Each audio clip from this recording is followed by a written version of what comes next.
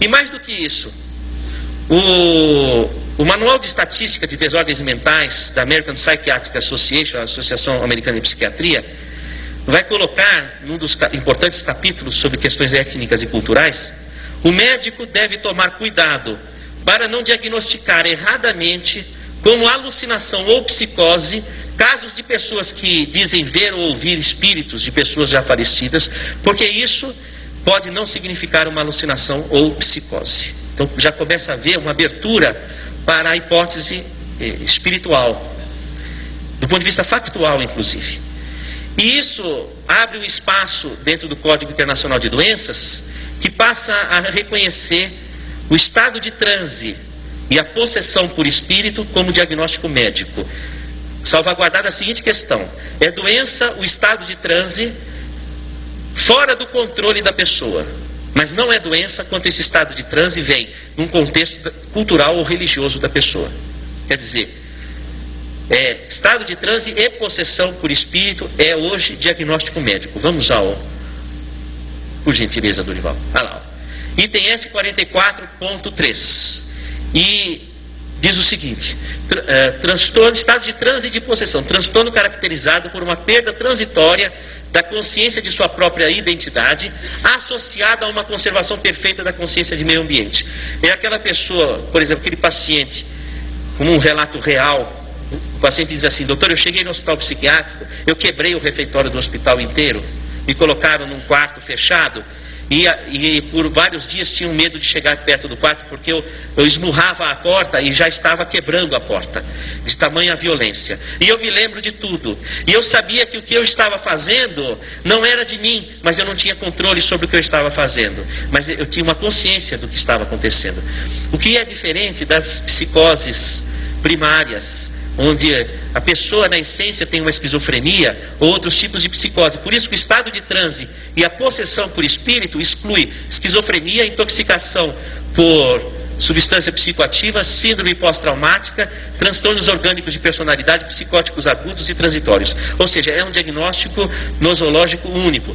Ou seja, o médico hoje, ele tem recursos dentro da medicina oficial para saber se aquela pessoa está sofrendo de um mal psiquiátrico primariamente ou se ela está sofrendo de um problema de mediunidade. Mas há um seguinte problema: não há médico ou se há, são poucos, que conhecem esse item do Código Internacional de Doenças. Uma vez eu estive conversando com o diretor-geral do Hospital das Clínicas da Faculdade de Medicina da USP e propus que tivesse algo de espiritualidade no curso médico. Aliás, há 2 meses foi aprovada essa proposta nossa, e hoje a Faculdade de Medicina da USP tem a matéria, a disciplina Medicina e Espiritualidade, que é oferecida à graduação da medicina. Já dentro do currículo médico, é uma conquista inédita do meio universitário. E esse professor, ele falou: Sérgio, não existe nada dentro da medicina que fale de espiritualidade ou de mediunidade, como é que você vai? Eu falei: professor, existe sim o Código Internacional de Doenças. Ele falou: mas aonde? Professor titular, professor-chefe do HC, 50 anos de medicina, mandou a secretária buscar o Código Internacional de Doenças. Eu falei: abre no F44.3, professor. Ele abriu, ficou 10 minutos olhando, paralisado. Falou: puxa, é mesmo? Como é que eu não tinha visto? Não é? Eu queria perguntar aos colegas, honestamente, tem médicos aqui? Eu não estaria surpreso se você não conhecesse esse item do... Não conhecia, né? Não conhece. Não, eu não descobri, eu abri o livro para estudar.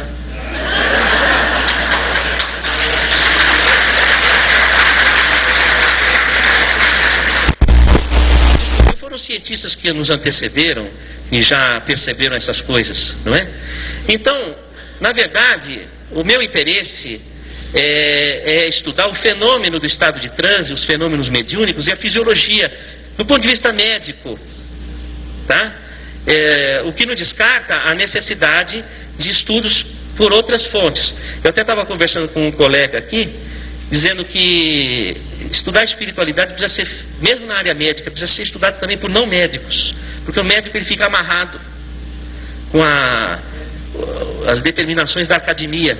Você vê um pesquisador como o Godinho, ele transita com muito mais fluidez, então ele vai mais longe. Entende? O médico fica amarrado, não pode falar isso, não pode fazer aquilo, não pode fazer não sei o que. Então, às vezes você fica pensando, é melhor não ser médico, ficar livre, não é? Para poder... Então, precisa de haver pesquisadores não médicos para poder ir um pouco na frente e depois o médico vai tentando encontrar os parâmetros com clareza, incorporando a oficialidade da medicina. Vamos, por gentileza, ao próximo. Esse é o DSM-4 que eu falei que tinha a... Pronto, apresento-vos a glândula pineal, você tem uma dessa no meio da sua cabeça. E eu fiquei me perguntando... Qual seria a importância da minha palestra para os meus amigos aqui? Porque não haveria sentido eu ficar falando feito um papagaio se não houvesse uma importância. E aí me ocorreu o seguinte, que talvez seja importante você saber o que você tem na sua cabeça. E aí valeria a pena a palestra de hoje.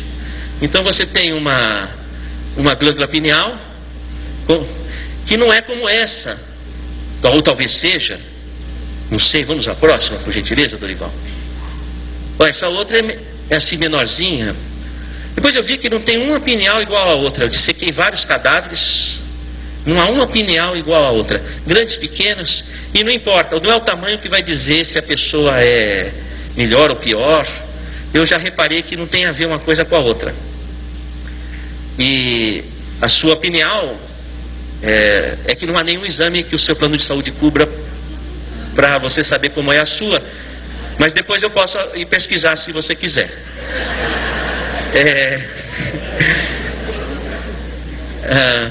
O próximo, por gentileza. Sim, aí que eu fiz. Eu peguei uma pineal, cortei no meio e pus no microscópio eletrônico.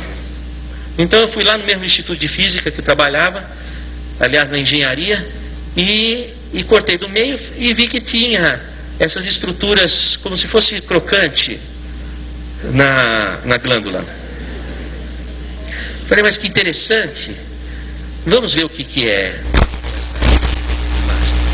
Aliás, se tivesse menos luminosidade, ficaria mais visível. Tem alguém me ouvindo, será? Ótimo. Aí podia voltar então para... Voltar. Dá para ver o crocante um pouco melhor. São várias assim, né? Então, agora vamos novamente para... Aí... O que eu fiz? Eu percebi o seguinte, que havia, nossa, assim também. Tá bom. Na verdade, aquele crocante é o seguinte, é envolvido por uma... Tá vendo essas capas, não é? Não é? Como se fosse capas. São de tecido conjuntivo. Vamos ao próximo, por gentileza, Dorival. E tirando as capas, parecem amoras. Depois, observando de mais perto, na verdade, eles têm a mesma forma que um cérebro, com circunvoluções, etc. Porque, na verdade, a pineal está mergulhada no terceiro ventrículo, no líquido cefalorraquidiano. E por pressão de vasos comunicantes, então essas estruturas elas sofrem uma pressão semelhante ao que o cérebro sofre, elas acabam tendo um formato semelhante ao do cérebro. Próximo, por gentileza. E me chamou a atenção que essas estruturas estão em casulos. E eu não tenho as imagens aqui, porque são muitas imagens, mas na escola politécnica eu pude detectar que são apatita, cristais de apatita que nós temos no meio da cabeça. E depois até me veio, muitas vezes a pessoa falava assim para mim, eu não tenho bola de cristal? Tem. Você tem bolas de cristal no meio da tua cabeça. E eu falei, olha que coisa curiosa, por que haveria bolas de cristal no meio da cabeça? Eu fiquei me interrogando. E aí eu comecei a pensar que talvez essas estruturas, elas tivessem alguma função. Porque antigamente se pensava que a glândula pineal, ela degenerava com a idade. Degenerava e não tinha função. A não ser até os 13, 14 anos para a emergência da sexualidade e depois perdia a função. E se calcificava. Pois é, o que acontece? Com esse trabalho nós percebemos que na verdade não é que a pineal se calcifica, ela forma estruturas organizadas. Como por exemplo, quando nascem seus dentes, você não vai dizer que a sua boca calcificou. Formou dentes, que também tem o esmalte dentário de apatita também. Então não quer dizer que a sua boca calcificou, quer dizer que formaram estruturas funcionais. Então eu comecei a me indagar se essas estruturas não teriam